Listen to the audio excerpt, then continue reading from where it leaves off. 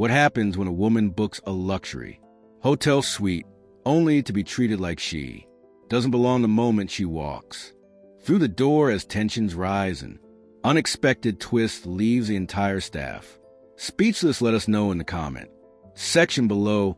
Have you ever faced discrimination like this? The lobby of the Kensington Grand Hotel gleamed under the chandelier lights, its marble floors polished to perfection, its high ceilings exuding an air of exclusivity. Olivia Carter walked in with a quiet confidence, her heels clicking sharply against the floor, each step commanding attention.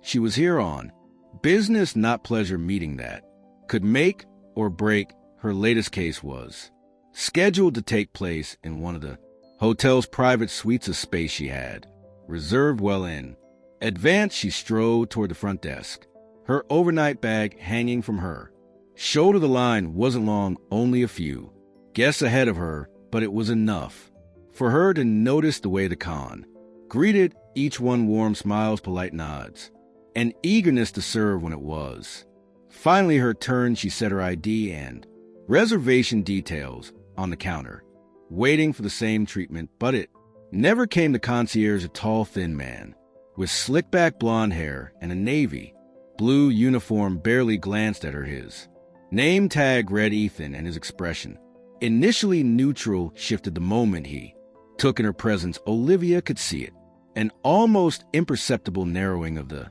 eyes, a stiffness in his shoulders. She had seen that look before.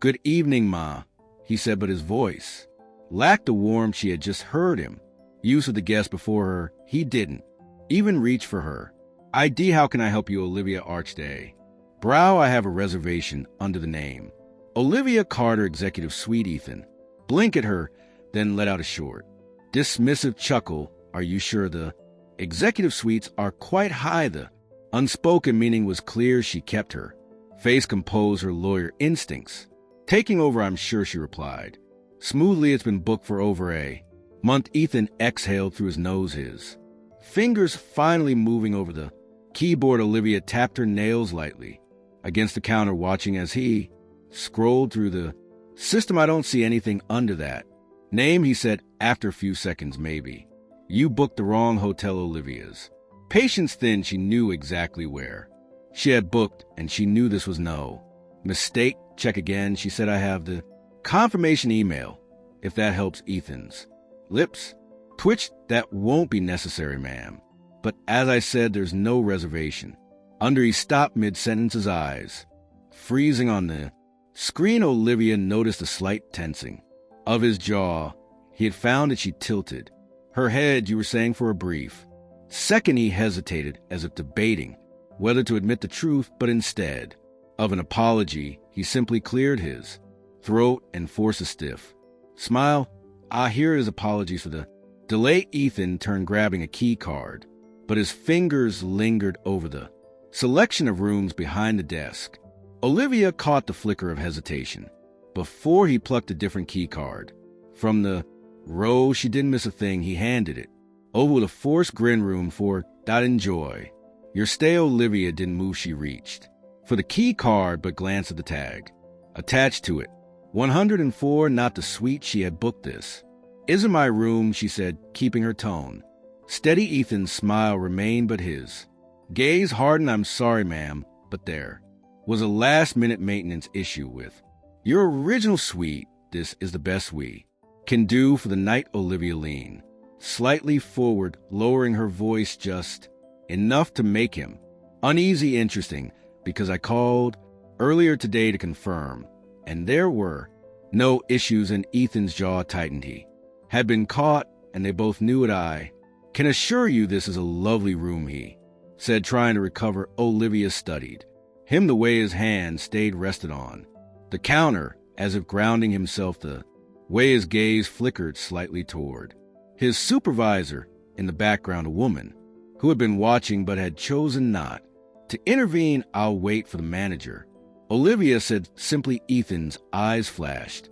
with something sharp, annoyance, maybe even panic. "The manager is currently unavailable." "Then I'll wait," she said, crossing her arms. A few murmurs from the guest behind her began to rise. People were watching now. The tension had shifted. Ethan exhaled sharply through his nose and turned toward the office end.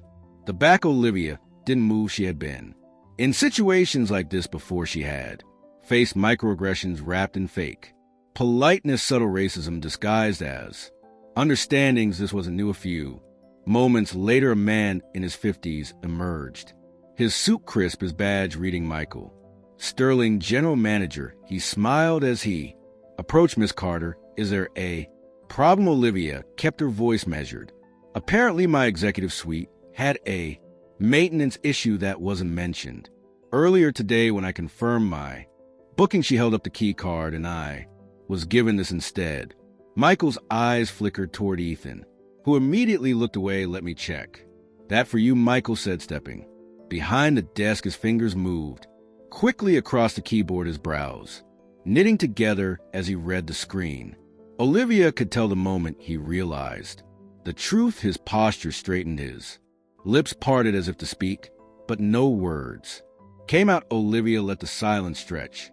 Finally, Michael cleared his throat. It appears your original suite is indeed available. I sincerely apologize for the confusion. He cut a sharp glance at Ethan, who was suddenly very interested in the paperwork in front of him. Michael handed Olivia a new key card. Penthouse suite as per your booking. Please allow us to send a complimentary bottle of wine and dinner to your room on the house. Olivia accepted the key card without breaking eye contact. I appreciate that. As she turned to walk away, she didn't miss the way Ethan's face burned red, his jaw clenched tight.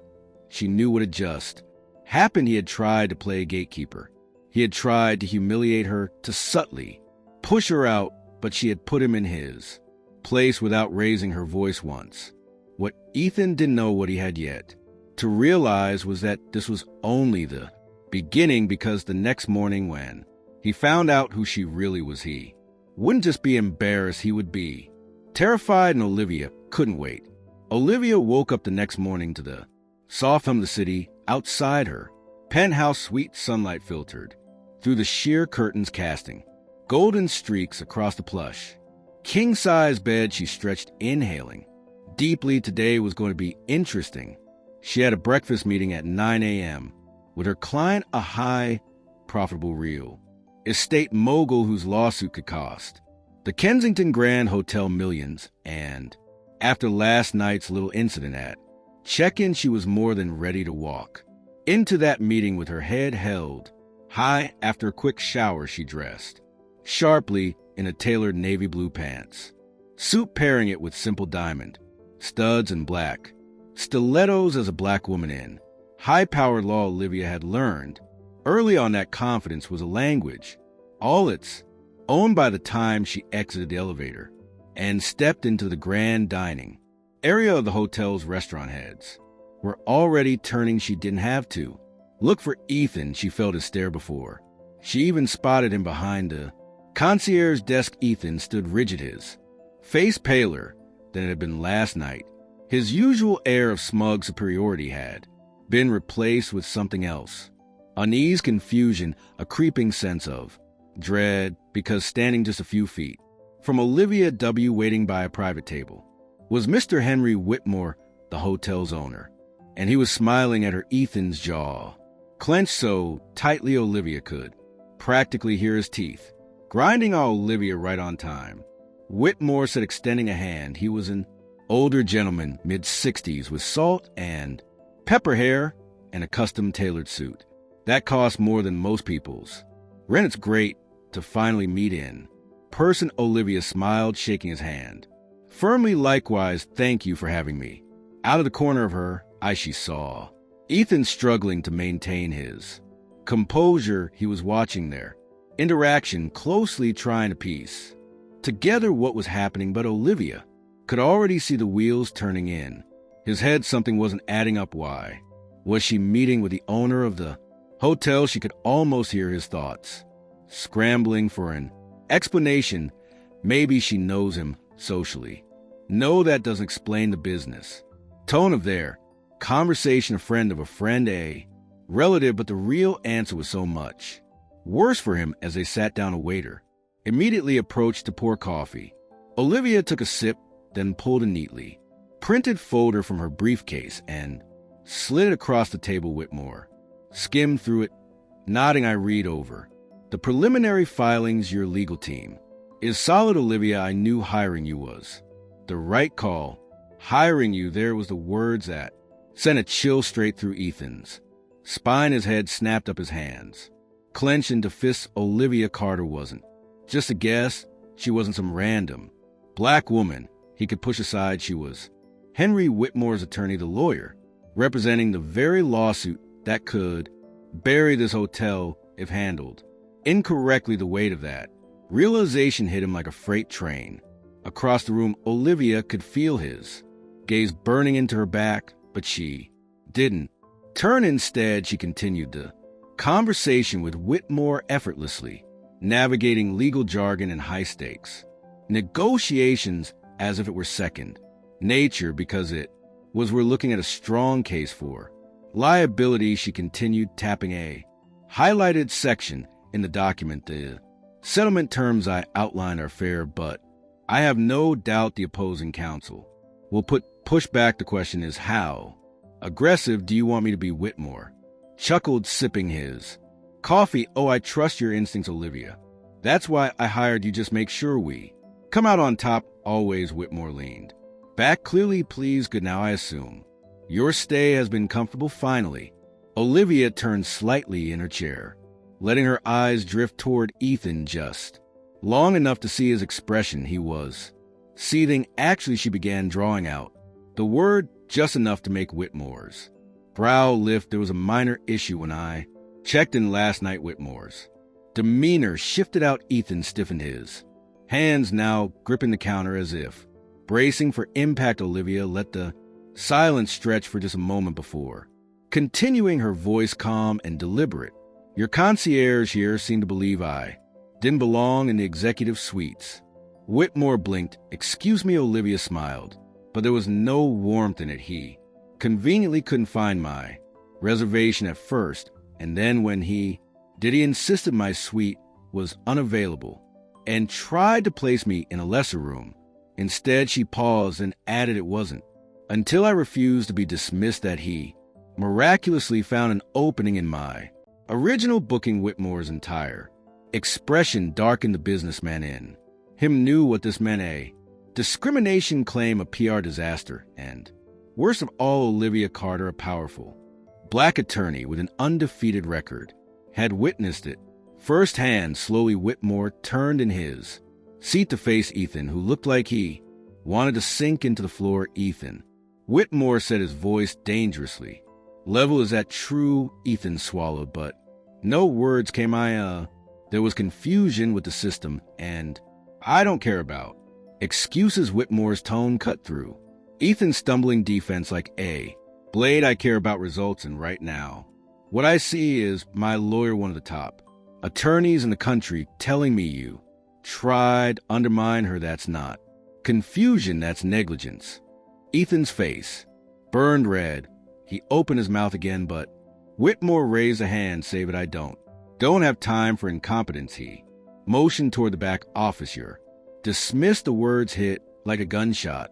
Ethan's entire posture caving on itself, his lips parted in disbelief, but Whitmore was already turning back to Olivia, dismissing him like he was nothing, like he was the one who didn't belong. For a moment, Ethan just stood there frozen. His mind reeled. He had spent years working his way up in this hotel. He had climbed from bellboy to concierge, believing himself untouchable, and now one miscalculation had unraveled everything. One assumption, one black woman he had thought was beneath him, and just like that, his career was over. As he turned stiffly and walked toward the back office, Olivia allowed herself a quiet breath of satisfaction. She hadn't raised her voice.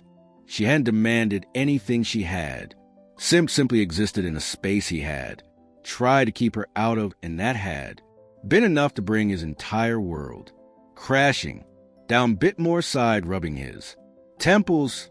Olivia, I can't apologize enough For that, I'll have my team review all hiring policies moving forward. I appreciate that, Olivia said smoothly. Whitmore signaled for the waiter. Breakfast is on the house, of course. Olivia chuckled, unfolding her napkin.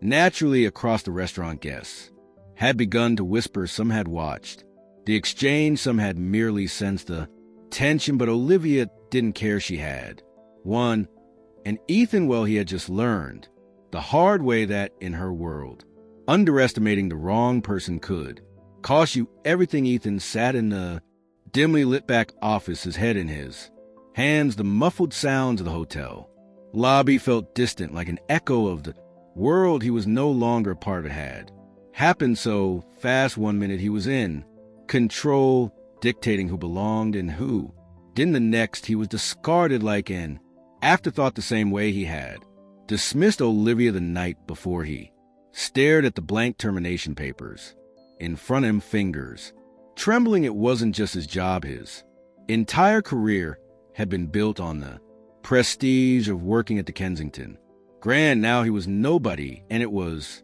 because of her. Ethan clenched his jaw, resentment bubbling up in his chest. That woman, Olivia Carter, had played him without lifting a finger. He had misjudged her, and it had cost him everything. But as much as he wanted to blame her, deep down he knew the truth. This was his own fault, and there was no coming back from it. Meanwhile, across the hotel, Olivia leaned back in her chair, sipping her coffee as she finalized the last details of her case. With Henry Whitmore, the contract was ironclad, her legal strategy airtight. The Kensington Grand would be safe from litigation for now. Are you certain you don't want to pursue legal action against him? Whitmore asked, studying her over the rim of his glass. Olivia smirked. No need. Whitmore arched a brow. No need. After what he pulled, she sat down her coffee. Tell me something, Henry. What's worse, losing a lawsuit or losing everything you've worked for in a single moment? Whitmore let out a low chuckle.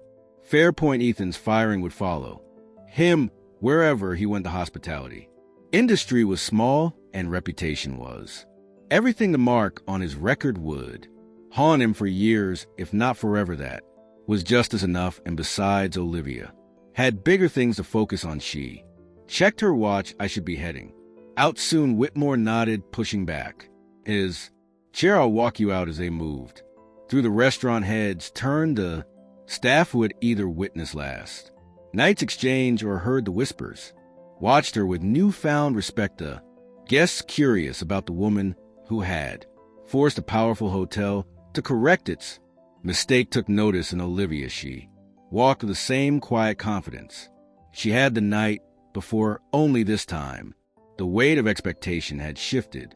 She wasn't just another guest, she was a power player.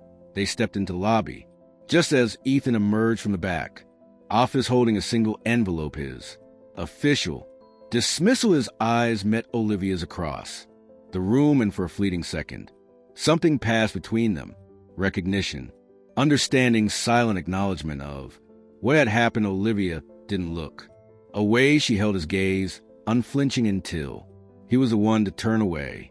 First, she had made her point. Outside, her car was already waiting. The valet, who had seen the entire situation unfold, opened the door for her with a respectful nod. Have a wonderful day, Miss Carter, he said, his tone sincere. She smiled. I always do, sliding into the back seat. Olivia exhaled slowly, letting the satisfaction settle. She hadn't just won, she had changed something, and for her, that was the real victory. As the car pulled away from the Kensington Grand, Olivia turned her phone back on. A flood of emails and missed calls awaited her.